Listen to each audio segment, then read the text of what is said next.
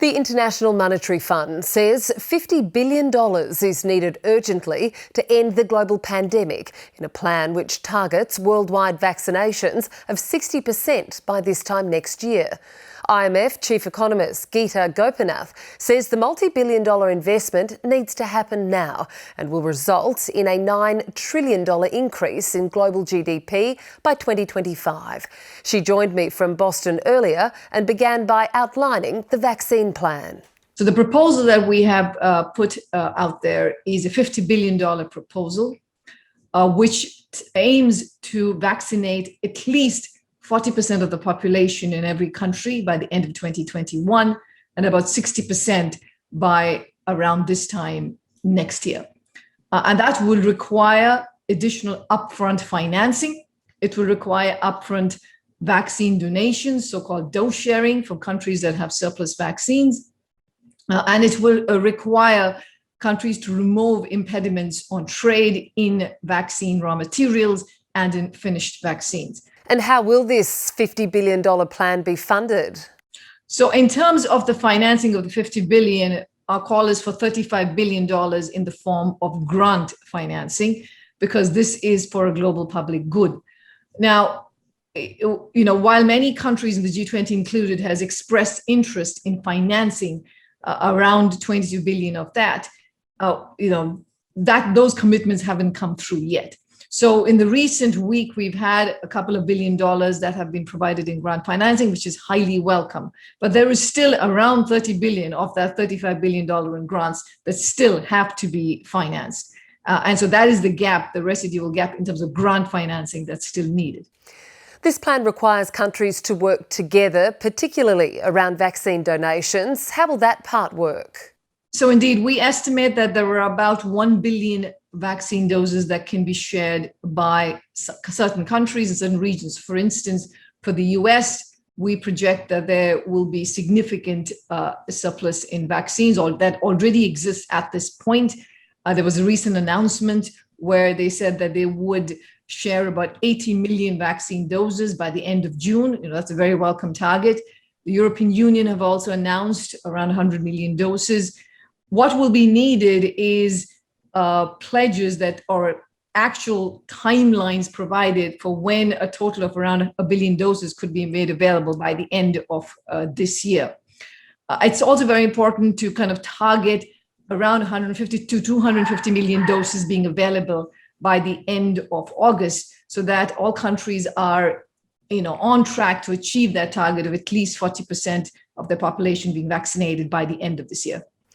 Geeta, do you think there's global political will to support this plan?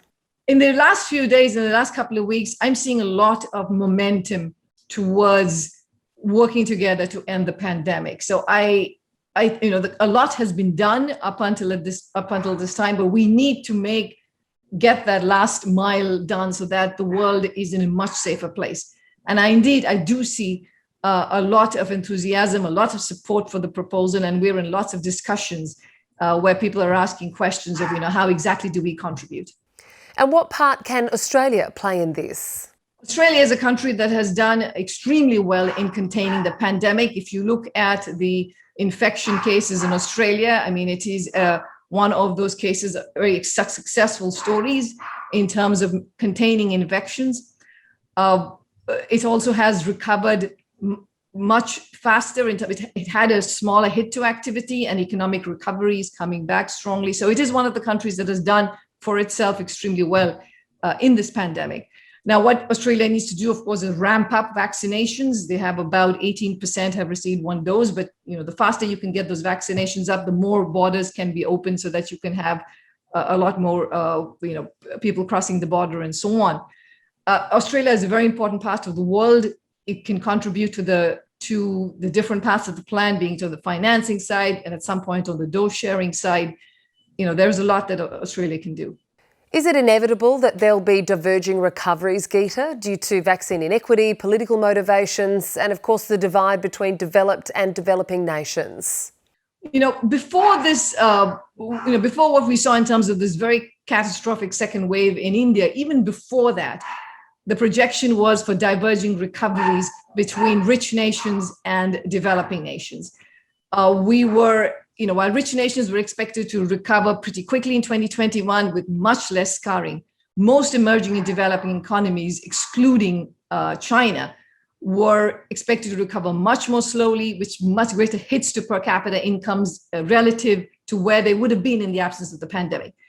Now we're in a situation where we're seeing the pandemic get worse in developing countries, which only exacerbates this further, which is why it's hugely important and really urgent for countries to work together, to spend $50 billion. I mean, if you put it in context, the global economy has spent $16 trillion already in terms of fighting the consequences of this pandemic. This is about $50 billion to help end the pandemic, so there are no newer variants that come up and lead to another big surge in cases around the world. And the gain to the world economy is really large. I mean, $50 billion will help you get about $9 trillion cumulatively in additional income between now and 2025. So that is a very high return investment if you want to think of it that way. In April, the IMF forecast global growth of 6% for this year and 4.4% in 2022. Do those forecasts still hold? So these were the forecasts that we put in April. Looking at the data that we've seen in the first quarter, we are very much aligned in terms of our projections for the first quarter of this year. It's turned out to be pretty much what we had anticipated. But of course, countries are announcing new packages. The US has announced 2 new packages since we made our April forecast. So we will have an update to our forecast that will come out in July. And Geeta, where do you think monetary policy is heading around the world? How long do you expect it to remain expansionary? So monetary policy, of course, has to be data-driven anywhere in the world.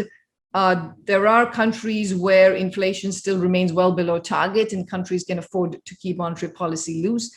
There are other countries, including the US, where you see inflation coming back, which is what should be expected with recoveries. There will be transitory increases in inflation too because of supply bottlenecks and some demand surges. So every country, and especially the US Fed, will have to calibrate the policies appropriately to the strength of the recoveries and what they're seeing in terms of meeting their main targets of maximum employment or their inflation targets. So I think it matters a whole lot for the world what interest rates look like. Even for the developing world, interest rates have been low globally, and that's helped these countries recover somewhat. It's going to be really important for the US Federal Reserve, for instance, to be very clear in its communications about when it expects to unwind its easy monetary policy stance, to ensure that there are no tantrums in the market that lead to big spikes in interest rates, that again kind of exacerbate those divergences in recoveries that we're seeing. And finally, Geeta, what are Australia's economic prospects as we emerge from the pandemic? So like I said, I mean, Australia is a country that has been able to tackle the pandemic admirably. If you look at, the COVID case chart since last August, we were pretty much done right at the bottom. So there's been a lot of containment, a lot of measures to prevent new cases from surging. The economic recovery has been good in terms of, if you look at the recession itself was small. So compared to other G20 countries, Australia is doing quite well in terms of the recovery. The priority, of course, has to be to have even faster vaccination rollouts, and of course, to invest in infrastructure, to raise productivity, green investments. I mean, these are the kinds of priorities that will help strengthen the recovery. Geeta Gopinath, thank you for your time. Thank you so much.